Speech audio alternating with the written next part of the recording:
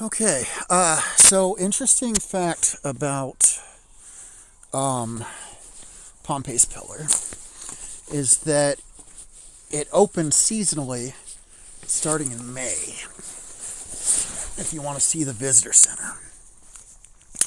But walk-in traffic is welcome. And I verified that, because the last thing I want to do is get in trouble for,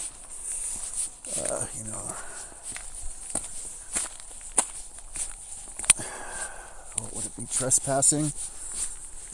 And it's only open during daylight hours. It is 6 in the morning. Dawn started 5 minutes ago. It's daylight. So we've got about a 3/4 of a mile hike to where we're going, which is over there.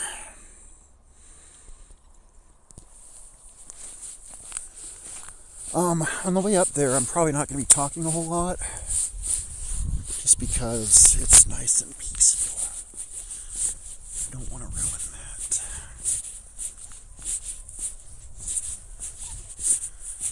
Even though I'm carrying my camera gear and 2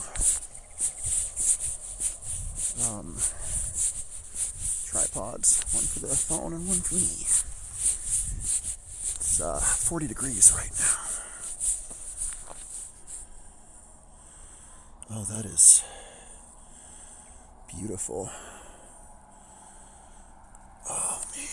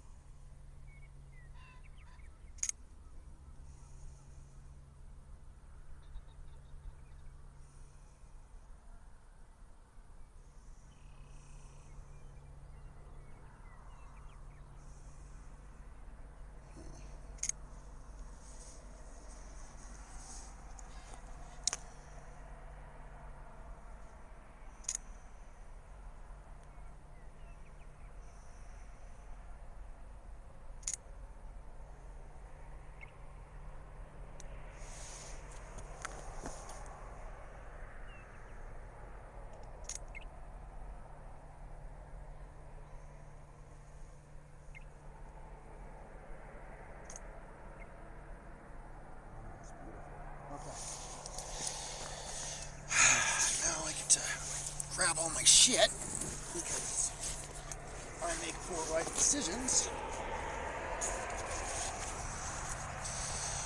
And in fairness, I absolutely do need to walk more. Okay.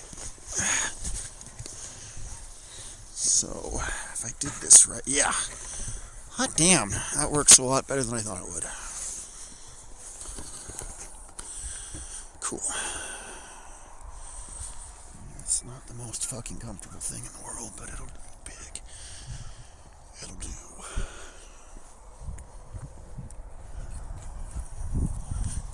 Oh, I need to turn that off, or else it's just gonna keep freaking out and trying to autofocus on nothing. Beautiful sunrise colors.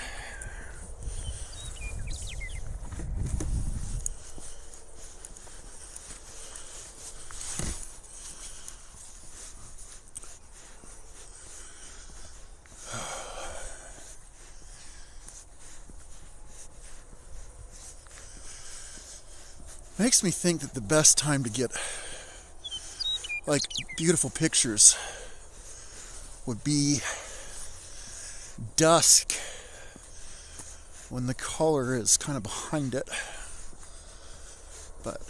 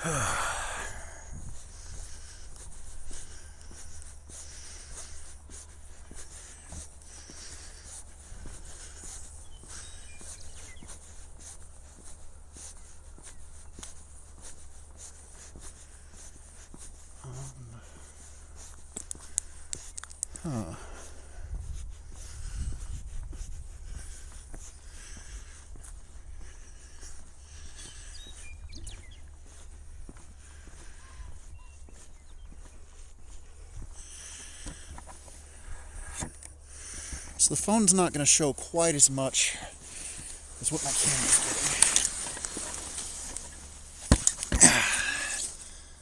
But that's okay.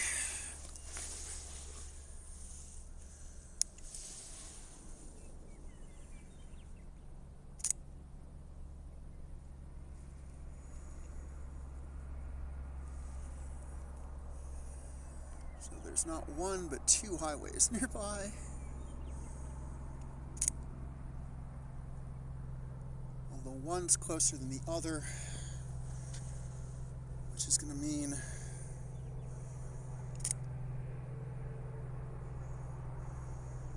I'm going to get some interference from that.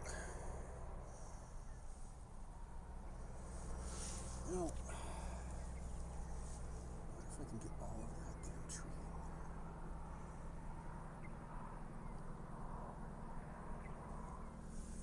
This is going to be kind of an artsy picture compared to what I normally do, but that's okay.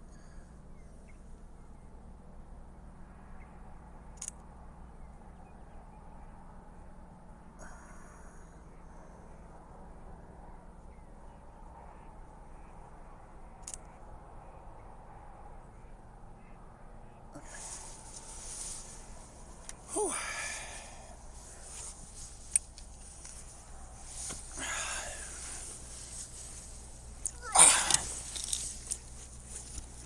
So I wonder if I could actually save myself some fucking trouble.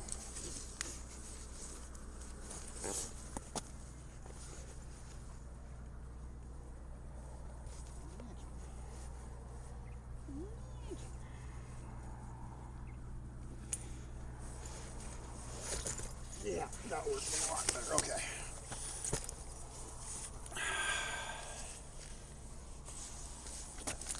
So just to kind of show off here a little bit.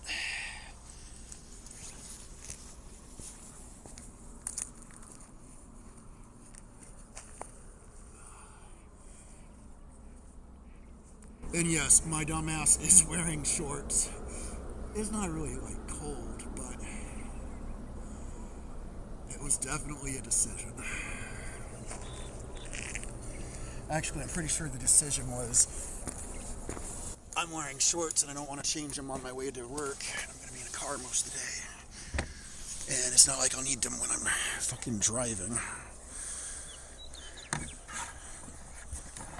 Okay. That's some pretty good pictures of the dawn using that specific tree. So there's something over here. I don't know what that is. Man, I need to figure out how to get it to where I don't get all these notifications while I'm streaming, because I don't need to know who else is streaming when I'm streaming. I'm not going to be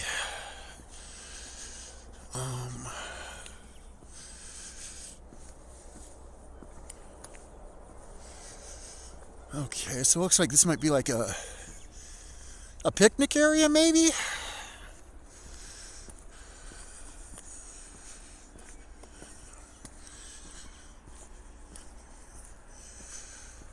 Well, there's a sign over there. Man. Okay, and the sign says moo. It does not actually say moo. Okay. It's like some farming equipment. Alright. The Huntley Irrigation Project, harnessing the water of the Yellowstone River. When Captain William Clark came down the Yellowstone in 1806, he described a vast landscape filled with wildlife and a wealth of potential. To feed the nation's growing need for arable land, the Yellowstone River Valley shifted from a vast migration corridor to reservation and tribal allotments, then finally to farmsteads. Farming the semi-arid Yellowstone Valley required irrigation. In 1907, the first division of the Huntley Irrigation Project opened its gates. The Huntley Irrigation Project was the second reclamation project funded through the Reclamation Act of 1902 to be completed. In all, 582 farm units of 40 acres each were open for entry. There were 5,491 registrations made to apply for those first units, showing the great demand for the new farmland. The irrigation system made it possible to farm the Yellowstone Valley to an extent previously unheard of. Success of the project can be attributed to the determination of the farmers who worked the land and the community spirit that bound them together. Take a closer look at the equipment on display. Can you imagine what it was like to use these tools to farm? And the answer is no, because they weren't fucking rusted when they were using them to farm. I'm just putting that out there. This is a baby beet polar. You would take care of it so that it would grow up and be an adult beet polar someday.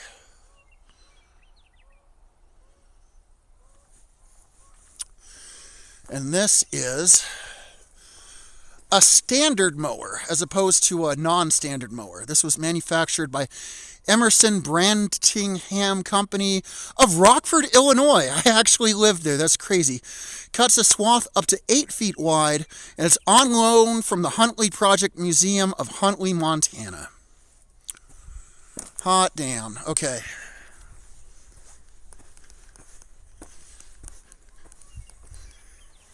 This is a horse/tractor-powered disc plow used in this area from approximately 1920 to 1950 to till the soil or chop up unwanted vegetation. It is also on loan from the Huntley Project Museum of Huntley, Montana. No steel. This is a tractor-pulled corn planter. Manufactured by International Harvester, Chicago, Illinois. Used in this area to plant corn beginning in the mid-1950s. Drop corn seed every 4 to 6 inches. Donated by Pheasants Forever. I exist in real life. Hold on here. Did I fuck it up? What the hell? Okay. I love that. For me, it's not letting me switch over to... I might not exist in real life. It's not letting me fucking...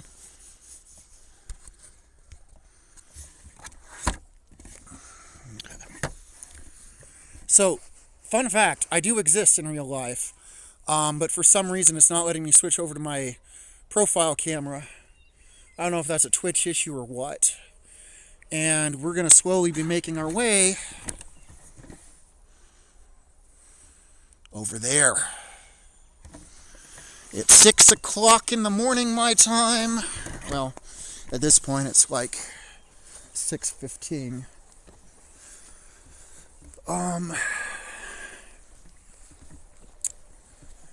So Pompeys Pillar is an interesting landmark.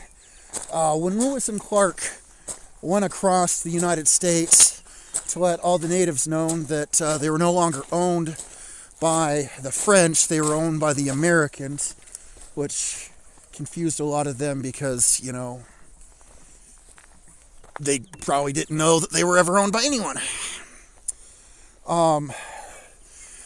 This was a place that he stopped at. And of all the places that Lewis and Clark, so it's they and not he, stopped at, this is the only place that has physical evidence that he was there, or that they were there left. Specifically, Lewis carved his initials in that rock over there. Now, I'm going to tell you right now, if I carved my initials in that rock, that's a federal fucking crime. But he got away with it because they didn't have a federal agency for that back in the day. It's named Pompeys Pillar after the nickname for the child that Sacagawea had. Sacagawea, of course, being the teenage native who helped Lewis and Clark speak with many of the natives that they came across. Fun fact, she was 15 when she had this child, and her husband, who was a French fur trapper, and boy, that's kind of ironic, given the age of his fucking wife, he was in his mid-30s. He would have been like 34, 35. Okay. So apparently this tells you, like, everywhere you can walk, but I'm not gonna go down that way. I don't know what the fuck that is. We're gonna stay on the road. But I do appreciate that off of the road, they've got this fucking sign to tell you how to get places in case you decided, I don't know, something. I'm assuming that this sign wasn't there when Lewis and Clark was there. So they didn't know that you weren't allowed to camp or shoot things. And again, this sign wasn't here because it clearly says no defacing rocks or other resources because that's punishable under federal law. So, yeah, it's a big-ass special fucking rock. It's specifically a type of rock called a butte. So why the fuck does this not let me switch over? That is some goddamn madness right there. Whatever. And part of the reason I'm here is because, well, my fat ass needs the exercise. But also, I'm grabbing some pictures with my fancy fucking camera while I'm doing this. So,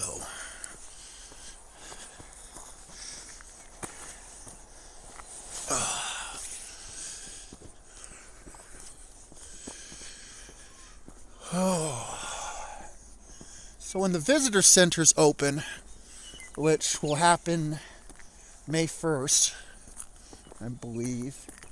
Like, it opens in May, but I haven't checked to see what day of the month May 1st is. Because it's always closed on Tuesdays. But,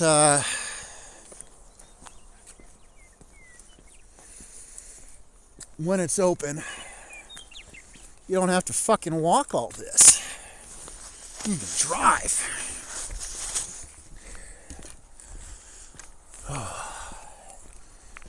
I'm getting my fucking steps in today.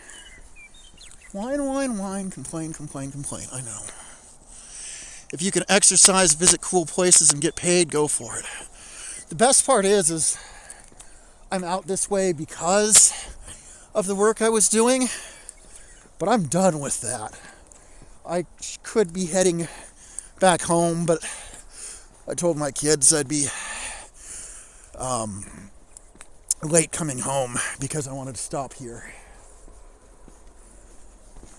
And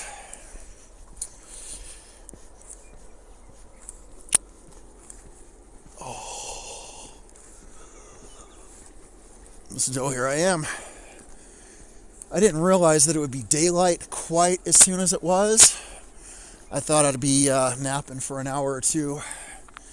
But about the time I got here, it was like 10 minutes to dawn. So. And then at some point later, I'll probably go over whatever video I've taken for twitch.tv. See if any of it's salvageable for long form content. We'll see. Probably not, but we'll see. I see a couple more photos I'm going to want to take here in a moment.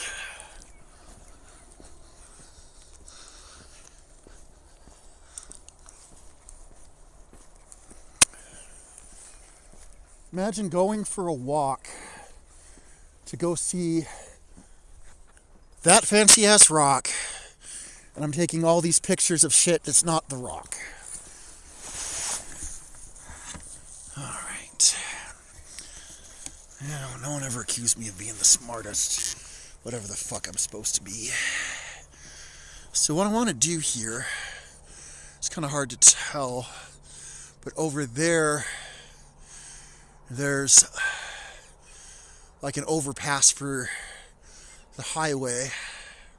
I'm going to see if I can capture that with some of the sun that's coming up. And maybe if I'm lucky, also capture that moon. We'll see if it works. It might. Also, I know that I need to get some fucking shape because my back is killing me. That's a sign that I'm a fat fuck.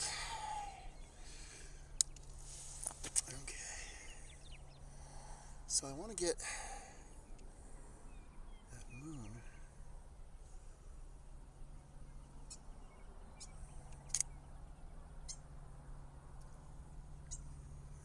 It's going to be a little darker than I'd like.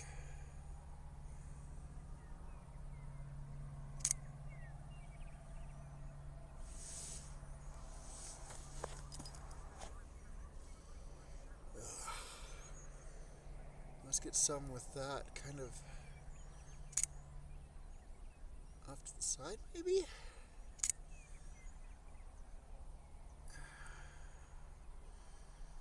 And then let's get some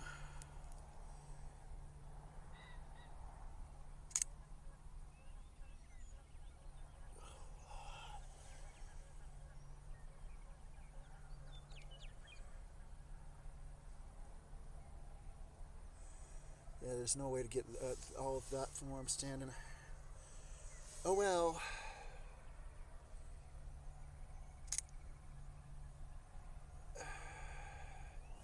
Okay. Back at it again. Oh man. I'm getting the fucking steps in today. Oh. I actually did turn it off that time. Good. If I don't turn off the camera, it spends a lot of time trying to autofocus on fuck all while I'm walking, and that's not healthy. Oh.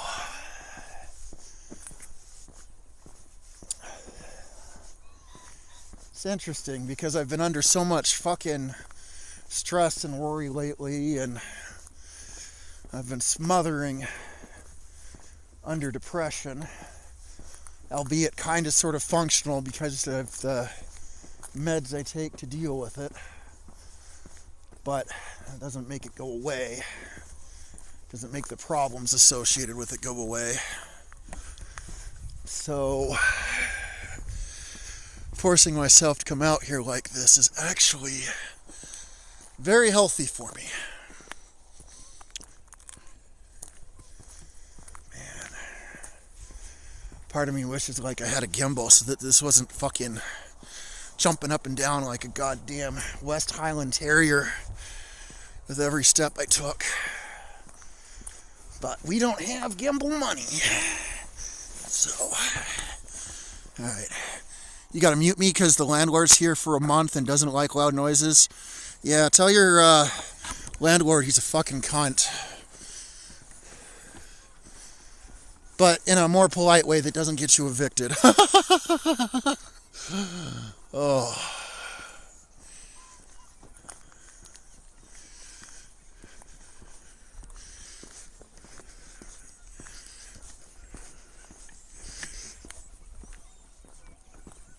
Oh wow, that might actually work a little better.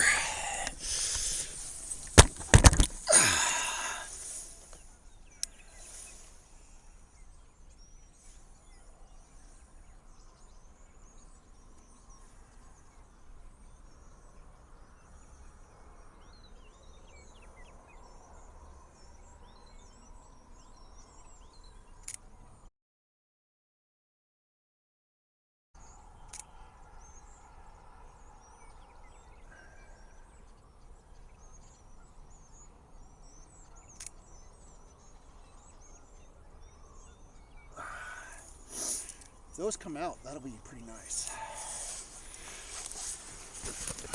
Okay.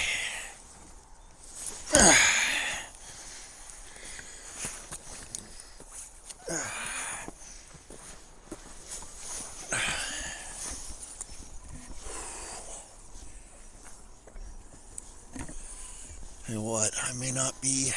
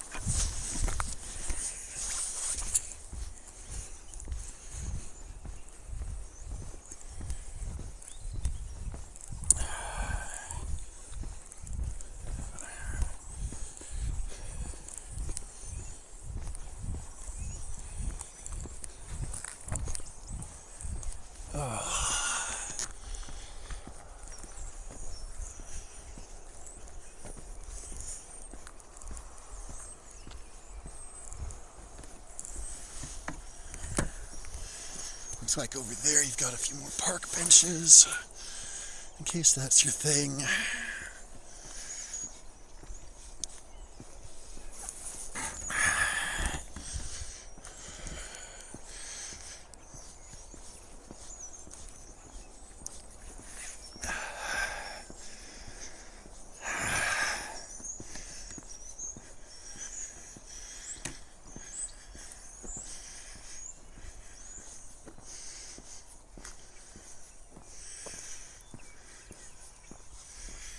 You got all this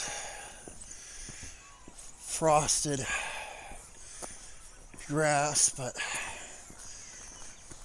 I mean, given the weather and the time of year it is, some of that's to be expected.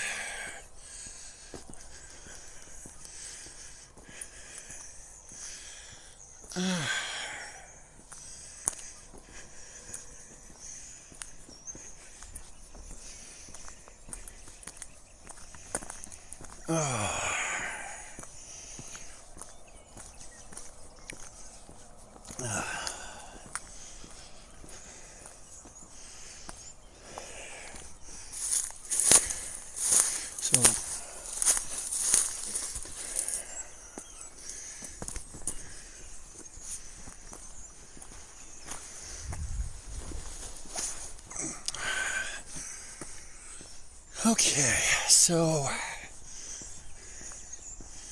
looks like they've got a couple of shitters over there. I'm assuming they're not open.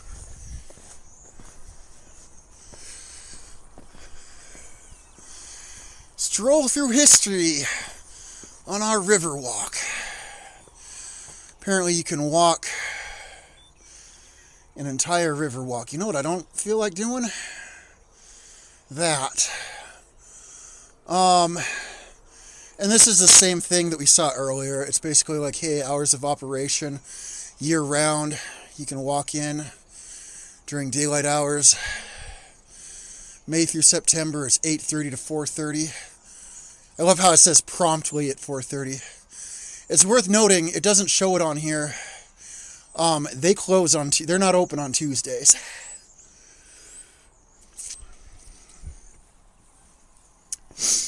So, that's a kind of a fun little fact. Triumph and Torment! At 8 in the morning, Clark and his party arrived at the confluence of the Yellowstone and Missouri rivers. They formed their camp at the same point between the two rivers where they had encamped on the 26th of April, 1805. They had no way of knowing they were only days away from reuniting with Lewis and the rest of the expedition. And there was little cause to celebrate. All of their belongings were wet and had to be laid out to dry, and their meat reserve had spoiled as had the skins they were saving to make clothing. But the worst complaints were about the swarms of mosquitoes. They were so bad that when Clark climbed a hill to shoot a bighorn sheep, he could not sight his rifle. The mosquitoes were so numerous that I could not shoot with any certainty. Clark was notorious for the amount of spelling errors that were in his journal. And some of that was because, you know, American English was nowhere near standardized. But still, with that. Alright, so this is a western snowberry. The berries of this bush can be toxic to humans in large quantities due to a high saponin content. But it doesn't tell you how high of a quantity, so I'm assuming if I have one or two I should be fine, but there's none yet, so.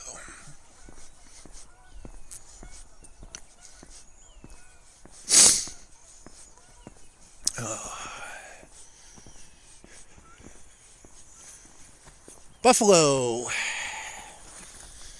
At the time of Lewis and Clark's journey, approximately 30 to 60 million free-ranging buffalo roamed America's Great Plains. These animals were the main sustenance of the American Plains Indians, as well as a critical food source for the Lewis and Clark expedition. Due to massive slaughter by buffalo hunters who killed the bison for their hides in the 1880s, by 1890 only about 1,000 buffalo remained on the prairie.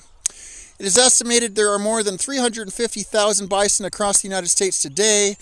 Roughly 2/3 of those are privately owned.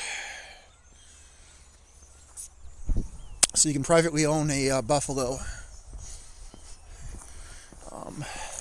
I'm assuming that's where all the buffalo wild wings come from. This is a red osier dogwood.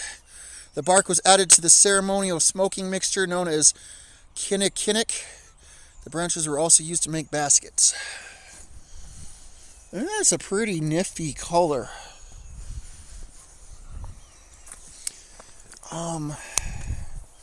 Actually, I kind of wonder. I'm not going to be able to get what I want out of that, unfortunately. It's not going to happen. I had an idea.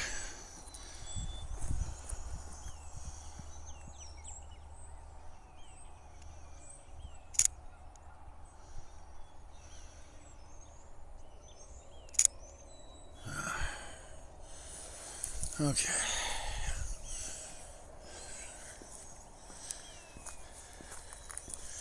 And then over here, we got a teepee. Although I'm assuming that the original ones didn't have black and white photography on them. The absolute key.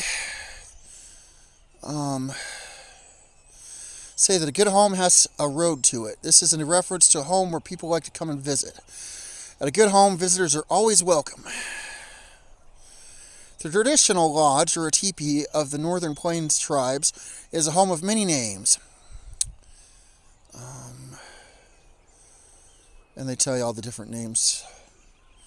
There are only a few of the words used, for each tribe had its own. Teepee had great cultural significance, and ceremony attended all aspects of its use. This integration of physical and spiritual worlds resulted in a structure that is both universal on the plains and as diverse as the tribes who called them home. Today, the teepee remains a cultural cornerstone in an ever-changing world. And apparently, they're easy to set up and take down. I will take their word for it.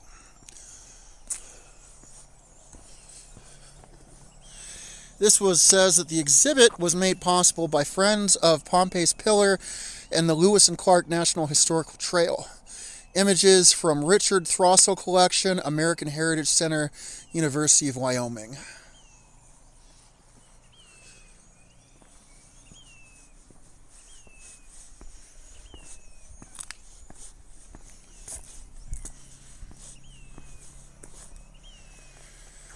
This is a list of the Montana Indians.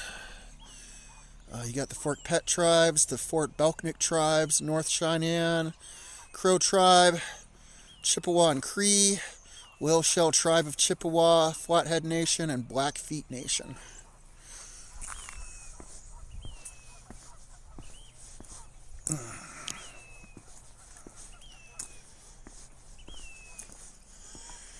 So this is going to be the visitor center, and it is not going to be open.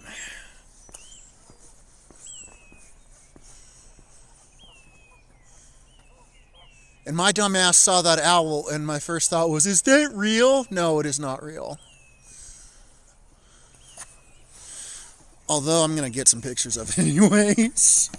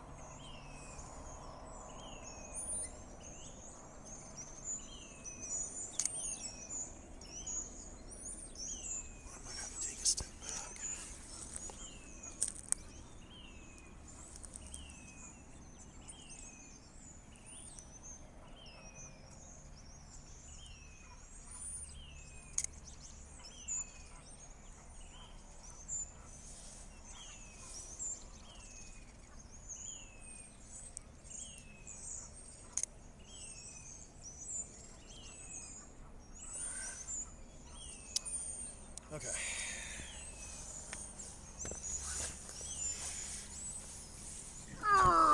Okay. Okay, now we're picking this back up.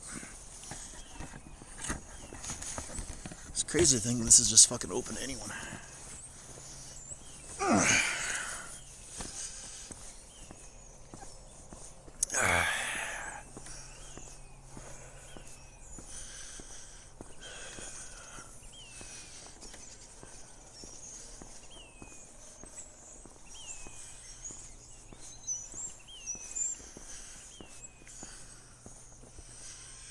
I think it's awesome that this visitor center was waiting for Lewis and Clark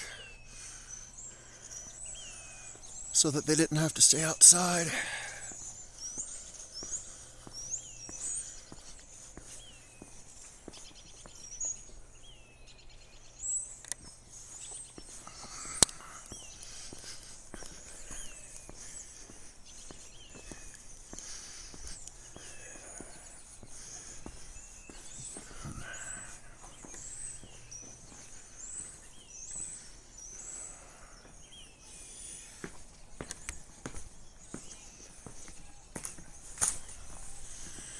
So I'm assuming that this is where they do something with their walks. I'm not sure.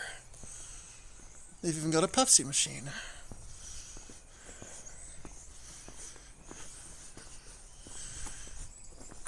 Problem is that it accepts American currency that hadn't been standardized when Lewis and Clark came through here. Alright, that's covered with a tarp. But it looks like it's probably some sort of canoe. And obviously I'm not going to be dumb and uncover it. I'm just kind of curious. Oh, look at that. Fucking look at that.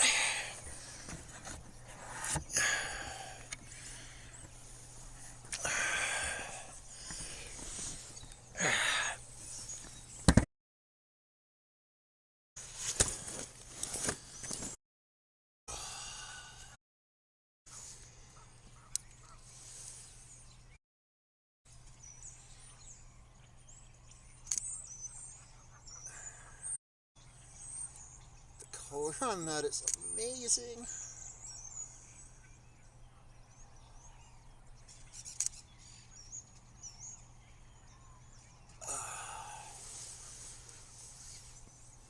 Honestly, at this point, I'm wondering if I should consider getting out the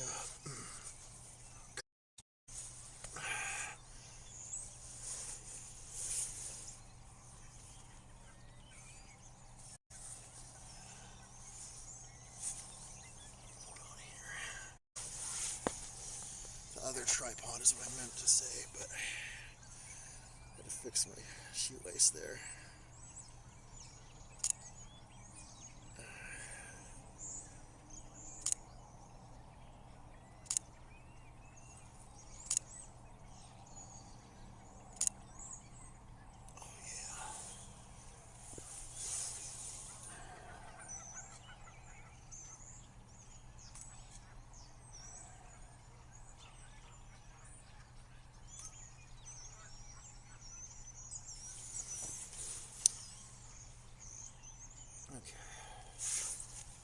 Also, that's a little concerning.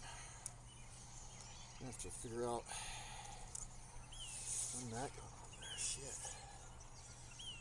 Let's see if I can get some sort of special cover for that.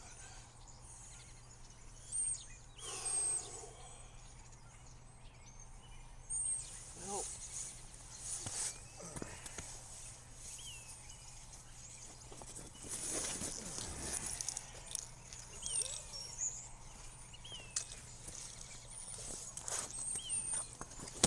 sunrise is coming up over the horizon.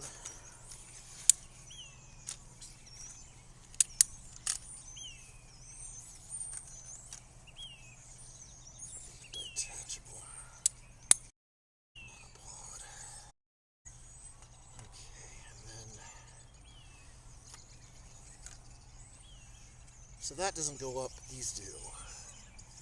That's really irritating, I'm not gonna lie. Like, I understand why they do it that way, but You don't have to like it.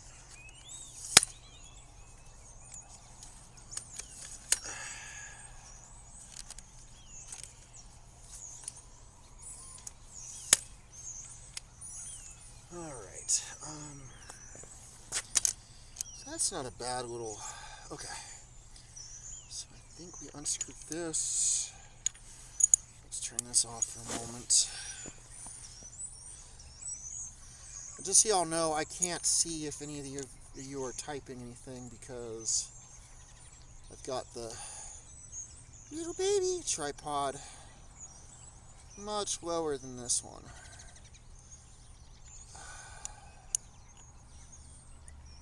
As I struggle to get this fucker screwed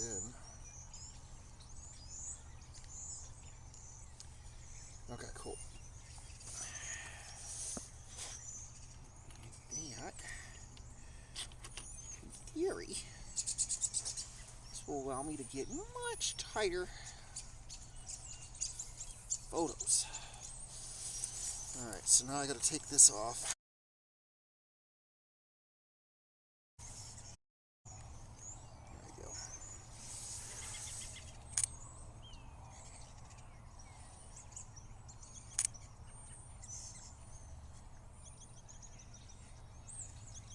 Yes, I kinda like that.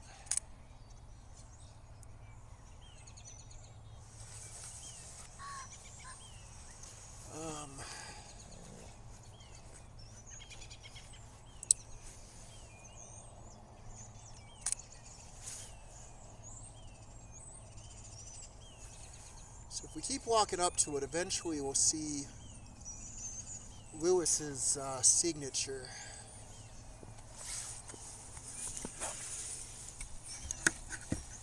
Ow.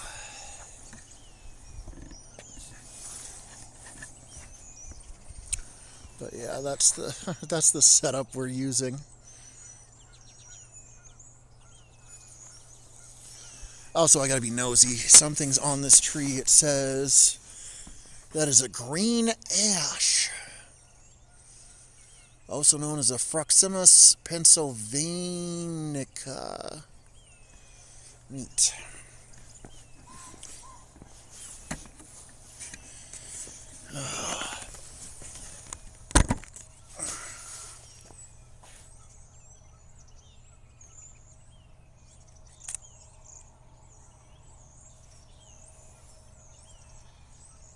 Interesting how over here you see all of those houses. I wonder if there's a way to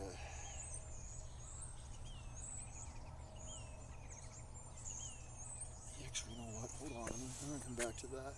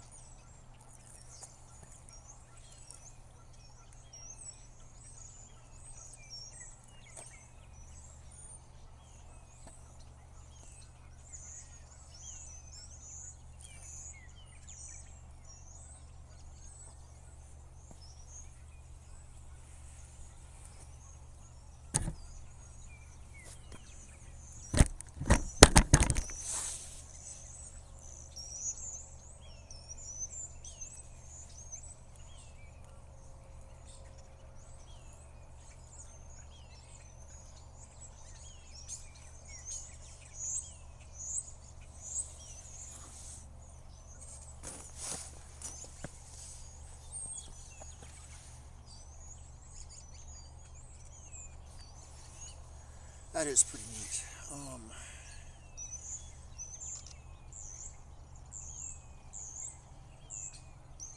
Is that what I originally had it under? I think so, but I don't remember.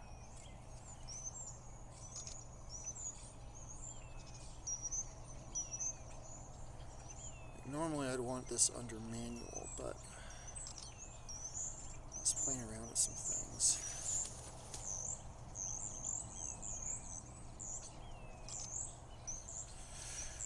Okay.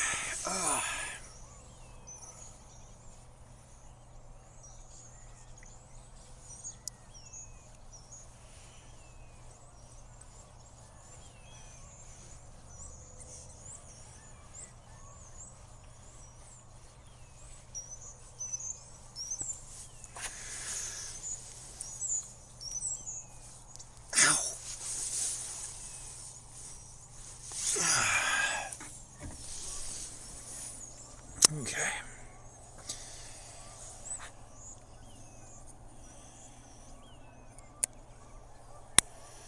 So how do I want to do this? Because this is going to be pretty fucking awkward. I don't want to leave this where anyone can grab it. So I guess that answers that question. Oh my fucking god.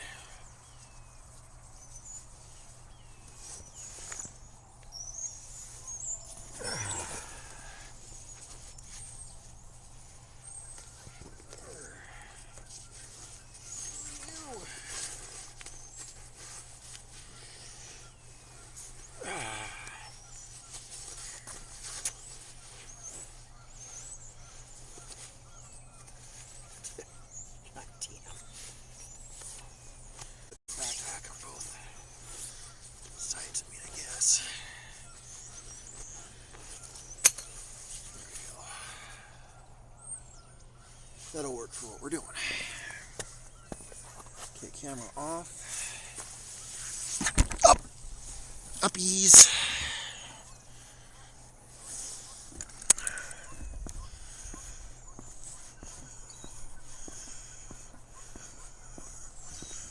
Over there is the electrical outlet that Lewis and Clark established. And these are the geese that harassed Lewis and Clark.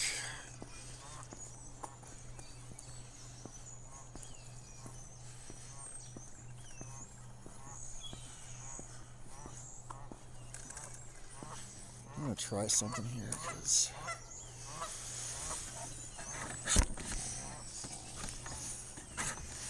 geese, if you don't like me, that's fine, but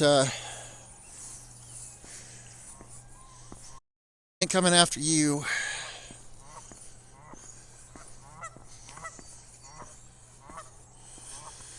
Transportation, hoofing it. Although the majority of their journey was accomplished by traveling along waterways, Clark and his party could not have gotten over the Rocky Mountains without horses and still needed them once they arrived at Yellowstone. They continued to hunt on horseback and planned on trading horses at the Mandan Indian villages for essential goods that would sustain them on the last leg of their journey home. Yet maintaining their herd of 49 horses and a colt proved to be difficult. Half the horses were taken at Canoe Camp, and the remaining horses were taken from Sergeant Pryor, south of Pompeys Pillar. The rocky Yellowstone embankment took its toll. 2 of the horses was so lame owing to their feet being worn quite smooth and to the quick... Into the quick what? It doesn't say.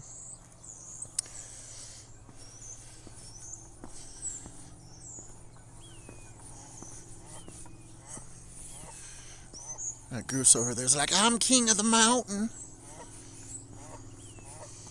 You ain't king of the mountain.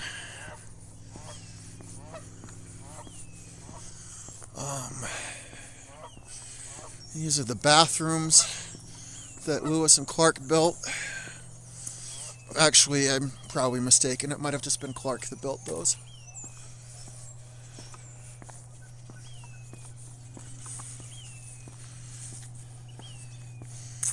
Now you're probably asking yourself, when I'm going to stop making dumb jokes?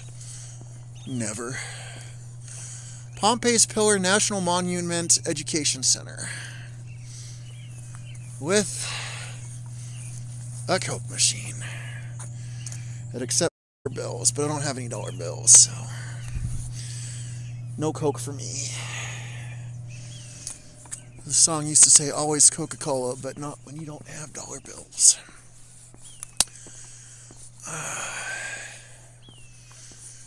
So I'm assuming this is where you'd put the American flag. And I'm just curious really quick. It says, Honor Garden. The names on these bricks recognize those who have given so generous of their time and talent to the development and preservation of the Pompeys Pillar National Monument. The Friends of Pompeys Pillar is grateful to these individuals and organizations. Neat.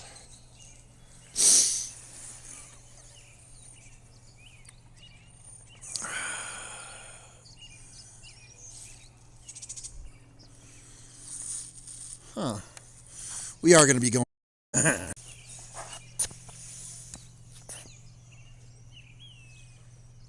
this on. Use the viewfinder because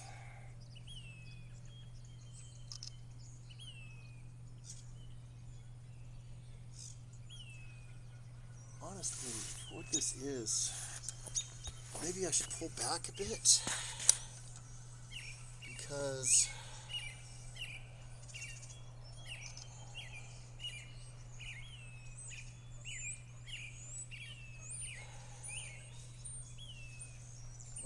that's, I mean, that kind of works, but that's also not at all what I was trying to fucking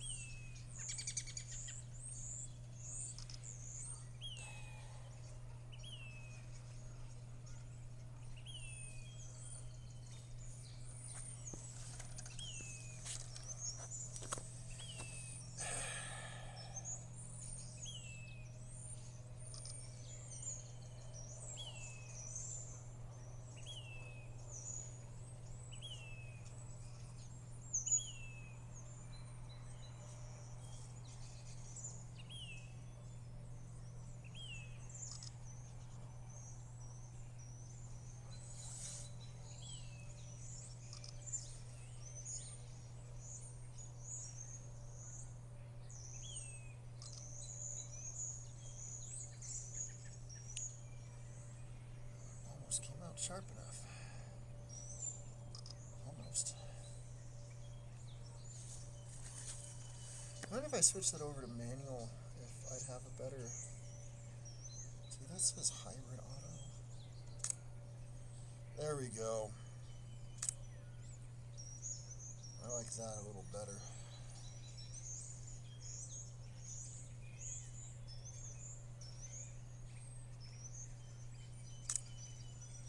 Okay.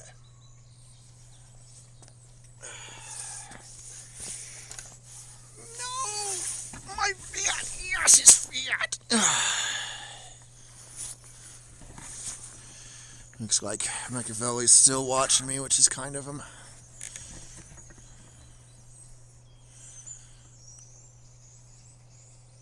Okay.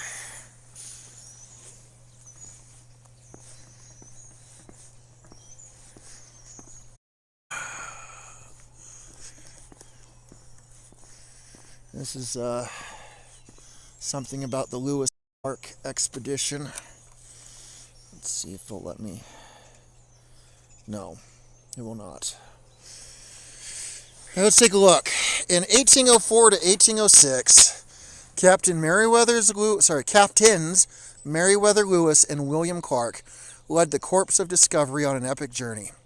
Charged by President Thomas Jefferson to find a water route to the Pacific Ocean through the newly acquired Louisiana Territory, they mapped the land, recorded its resources, and met with and learned from its native inhabitants.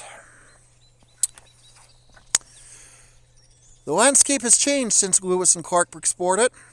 Rivers have been dammed, forests cut over, prairies plowed under, and roads built to the horizon.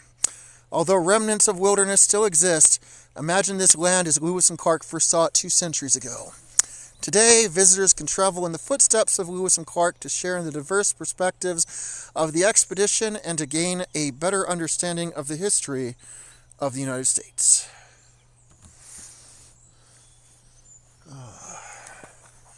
So this says that they started in Hartford, Illinois, maybe, and all the way. At some point, Lewis and Clark split up, but then their parties rejoined. Oh, I think that's on the way back, if I'm not mistaken. Yeah, the return journey.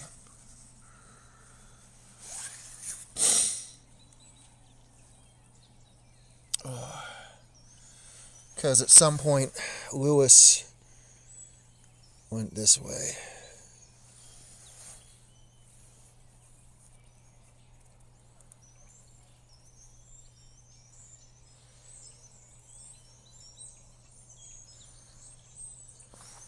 Hey, this is where we're at. Clark engraves his name on the side of a sandstone butte along the Yellowstone River. Guess where we're at. Incidentally, I'm mildly curious.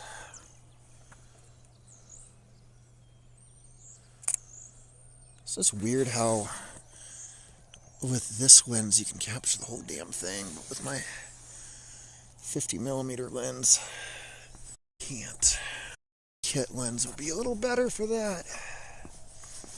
Oh well. If you want to donate money, you can. If you want a fucking felony, I wouldn't do it.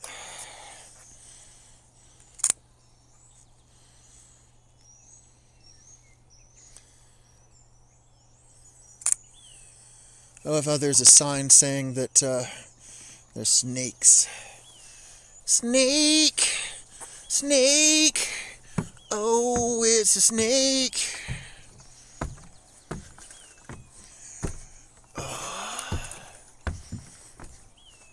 Oh, this is the fucking most awkward. I should have put the other tripod away, but I didn't. Alright. So this is interesting. No, that's not what I want. Go back. So this says, please stay on the boardwalk. Damage or defacement of rock is subject to arrest and penalty of law. Video surveillance in progress. And yes, there is in fact surveillance up here. Oh man. This also warns you, says, hey, stay on the boardwalk. Don't do anything dumb. Oh. It is unlawful to mark or deface rocks. Yeah, Lewis. And Clark.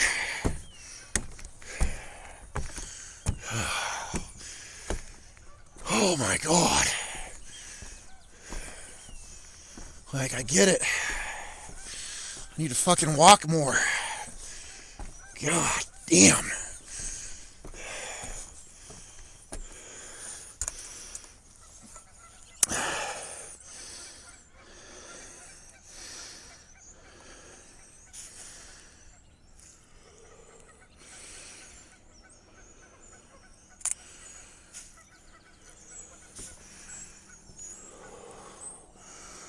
I wonder, actually, if we tip that up.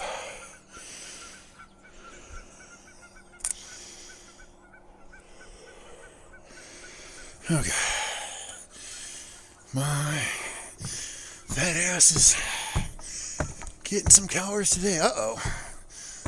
Somebody broke part of the railing. Oh.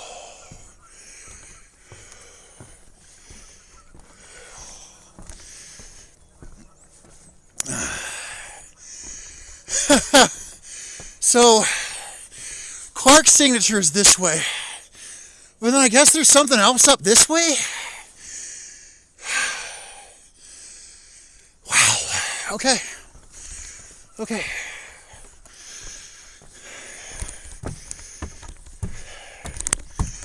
Tell me that I need to fucking lose weight and get into shape without telling me I need to lose weight and get in shape. Okay.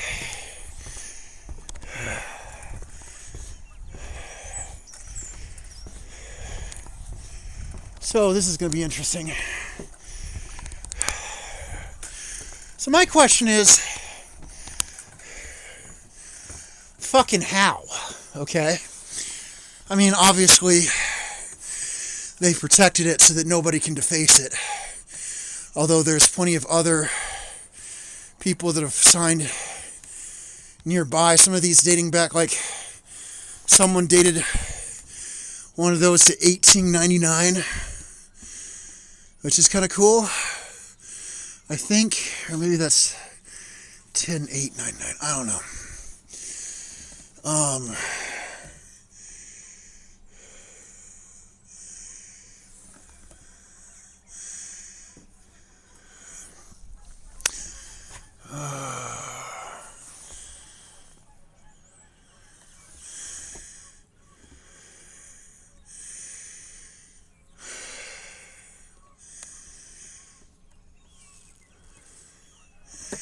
But I guess I've got to ask myself, so he like climbed, and I'm sure that some of this has been worked at this point, right?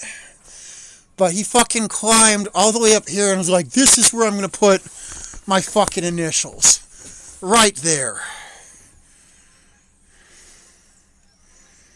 That makes plenty of sense.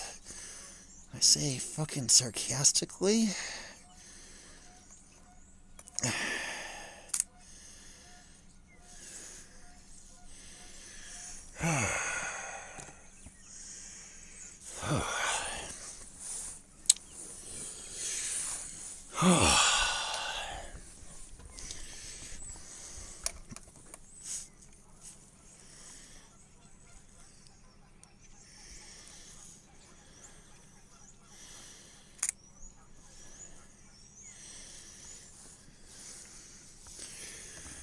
It's weird that that looks like that on here.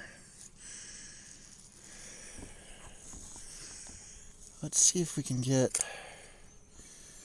Okay, that's going to be the sun. And just the way that that captures, just it is what it is. Maybe get the Yellowstone in. There we go. And then let's get some that are maybe a little less the sky, just a little less.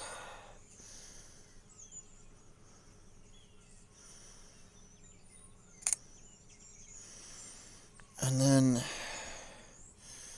sorry, a little.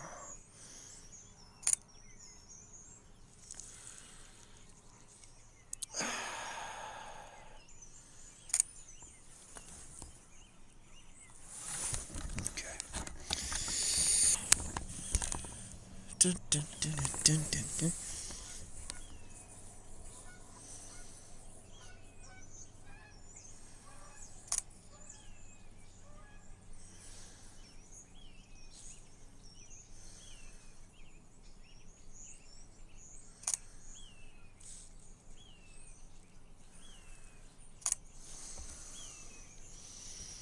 Okay.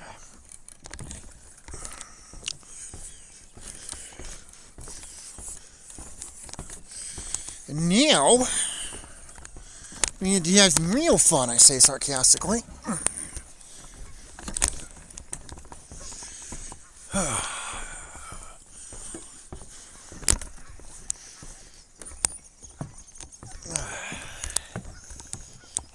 Stay on boardwalk. Damage or defacement of rock is subject to arrest and penalty of law. Alarms will sound. Video surveillance in progress. And they really want you to understand that the rock is not there for you. Although you can't really see it. There's some names engraved over there.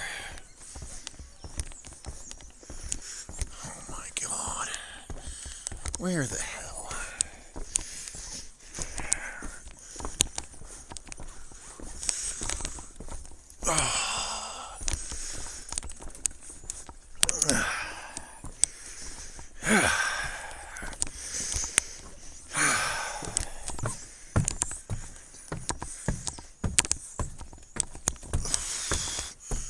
Chokeberries.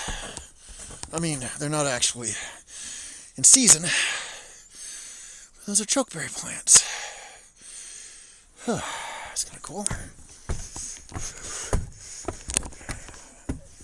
That is not. What the fuck? Underneath this is a bunch of broken wood, and let me tell you, that does not instill me with confidence. That instills me with the fucking opposite of confidence. Okay.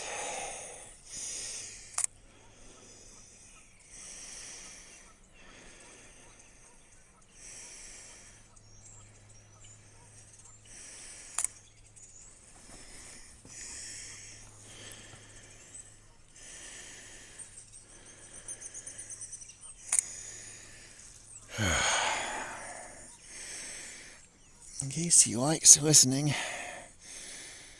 to my overgrown fat ass panting, I like the color of that sky. I think that that's beautiful.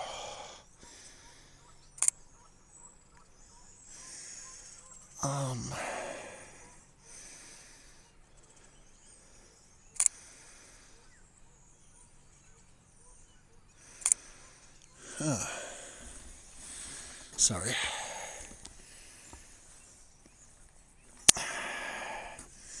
So that me for day of having a camera, I guess. Whatever. Okay. Stay on the boardwalk. Okay, so I see signs of their security system, it looks like, and they've braced this rock so that it's not going to fall apart anytime in the next 5 minutes.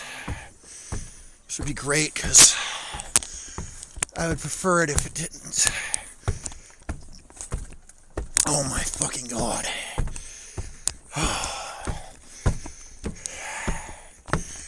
And then we gotta go. Oh, Christ. Back down all these. Okay. Oh wow, it's a classic old school viewfinder. That's kind of cool. So, I want to try to show you the view from up here. But first, this rock I ascended, and from its top had a most extensive view in every direction. After satisfying myself sufficiently in this delightful prospect of the extensive country around and the immense herds of buffalo, elk, and wolves in which it abounded, I descended and proceeded on.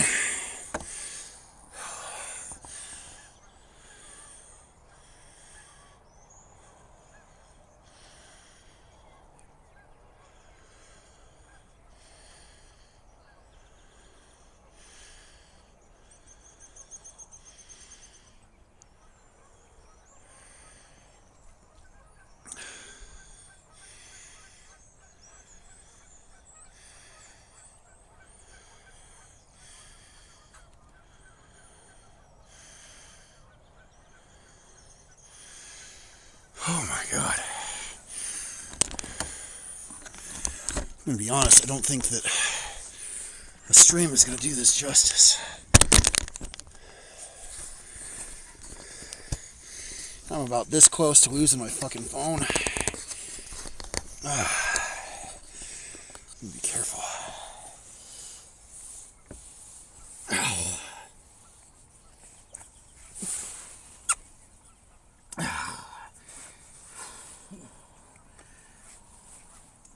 Okay.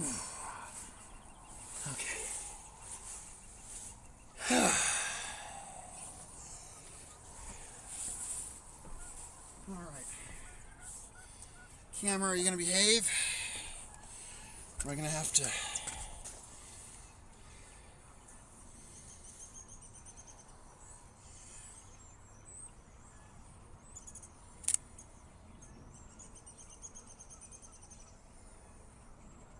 Oh, this one might be worth it.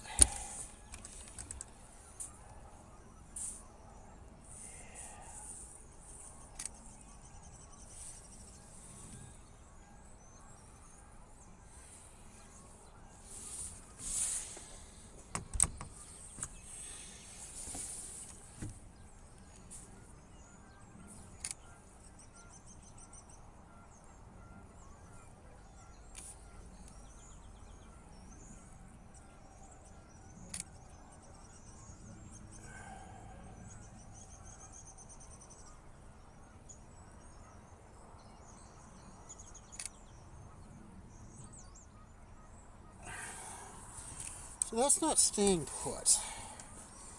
So I might, maybe, need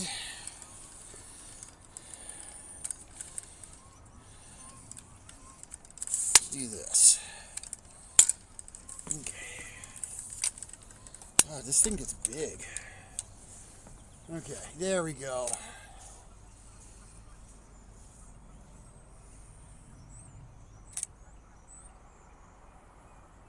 That gives me a lot more control over what I'm shooting too. It's kind of what I need. I wonder if we can tilt it up just a hair.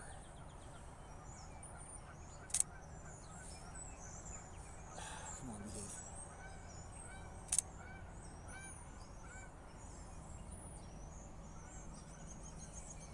And then, okay, no, we don't want to do that. Oh, come on, you silly goose.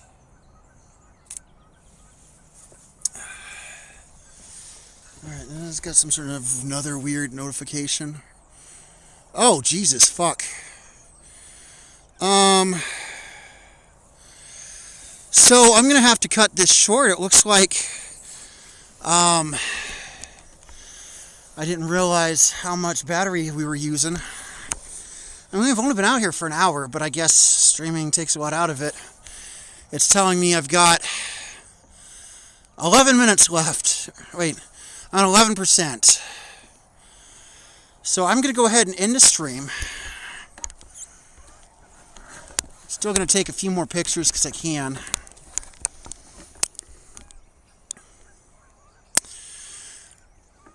I look forward to talking to you all again soon.